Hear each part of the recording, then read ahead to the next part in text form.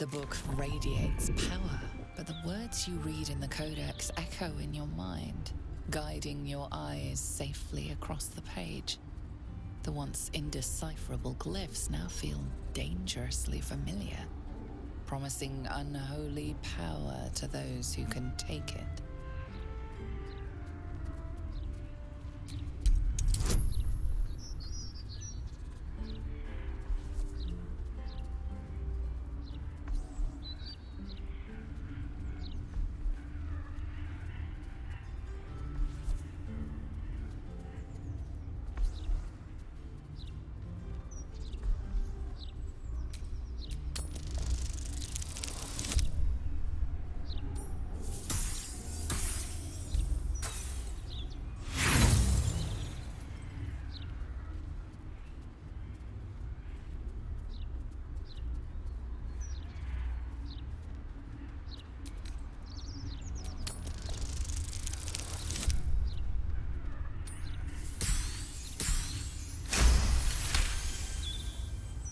As you pass the strange glyphs, you can feel the book resisting.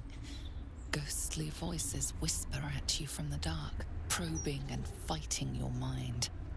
But your will is iron, and you brush past these shades of the past, devouring every secret the book has to offer. You see now life and death are malleable as clay, to be bent and reshaped by your will. By your power. But as you close the book, a nagging doubt whispers in your mind. What consequences will there be for calling the dead from their rest?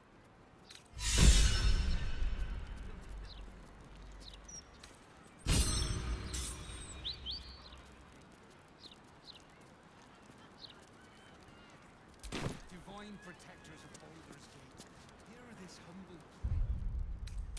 Shield our people from the depredations of the absolute heretics.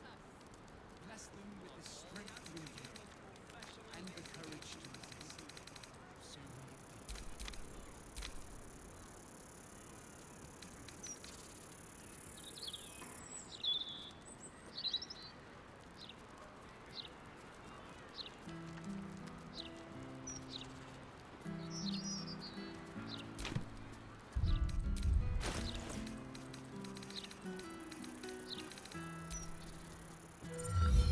The book refuses to open.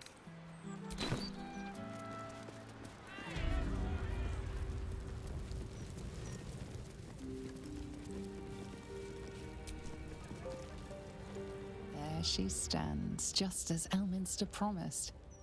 Mystra, goddess of the weave, mother of all magic. The old man wasn't lying. She's opened the summoning channel. Can't you feel it? Gale's right. The very air around the statue crackles with magic. It sets your teeth on edge. A stream of pure, undiluted weave.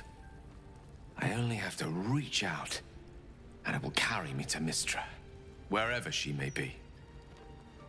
Go on then, Gale. We'll be here waiting for you when you're finished. Time was, I'd have given my right arm for a chance to speak with Mystra again. The left one, too. Maybe a knee.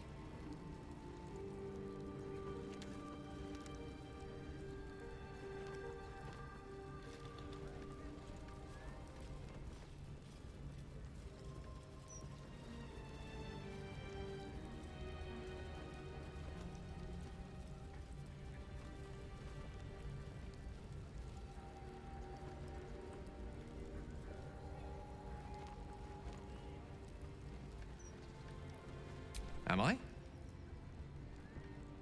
You're right. I am a strong, capable wizard. And this is no more than a casual reunion with an ex-lover. My omnipotent, omniscient ex-lover.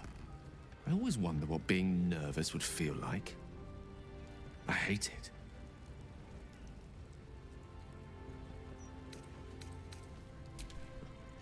You're kind to say so, but this is hardly my first time in Mystra's presence.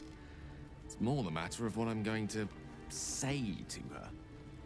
During my time locked away in Waterdeep, I prepared a quite comprehensive speech for her on the subject of our former relationship and the manner in which it ended. Alas, recent events have rendered the majority of it moot, so I'm going to have to improvise. Unless you have any words of wisdom to impart before I go.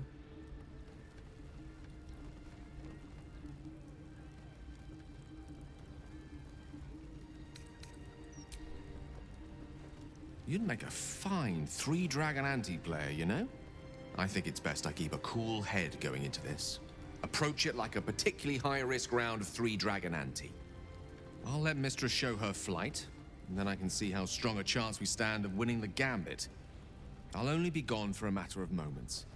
The Outer Planes experience time quite differently to our own. Wait for me. Please.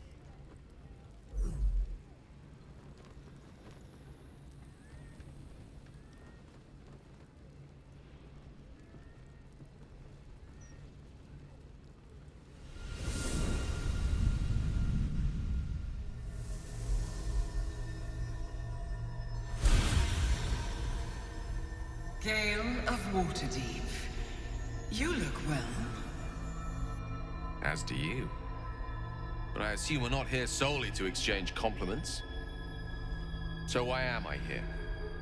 You discovered what lies at the heart of the Absolute, the crown of Karsus. And you disobeyed my instruction. Why? Because you had no right to ask that of me. You cast me out. Remember? You were my lover, my chosen. Yet still you know so little of me. The past cannot be undone with self-pity, nor can a future be forged. Only with the truth will you see the way ahead. The fragment of magic you tried to return to me was not of my creation. It was the Karsite Weave. It is a corrupted, half-born magic, wrought in the brief moment Karsus ascended to godhood. It hungers for power, just as he did, and it can never be sated. You unleashed something that would consume all magic in existence, and yet you thought only of preserving yourself. So that's what you're scared of. With the crown of Karsus reforged, I could take control of the Karsite Weave. You can no more control the Karsite Weave than a weather vane could control a storm. That it entered your body and consumed no more than your powers was a miracle. But we will not be granted another. The only reason the orb sleeps is because I have allowed it to feed on the true weave. A temporary measure, but one that will not be enough to save us.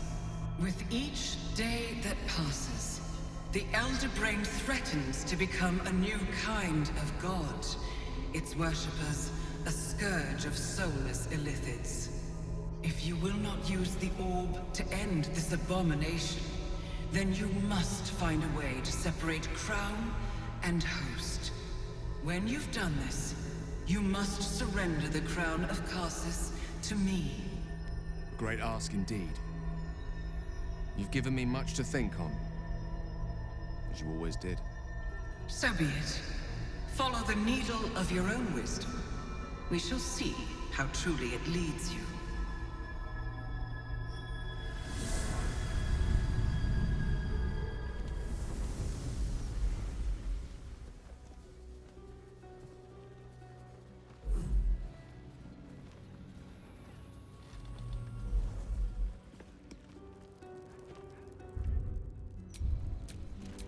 Is that blood?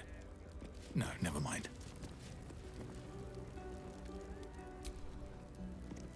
The Karsite Weave.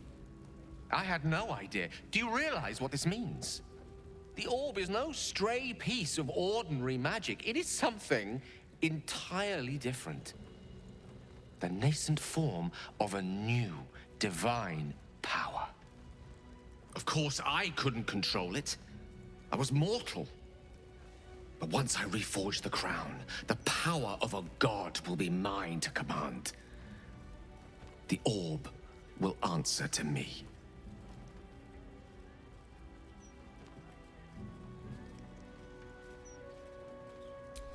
Evil is a reductive term, too often used to dismiss choices the observer lacks the imagination to understand.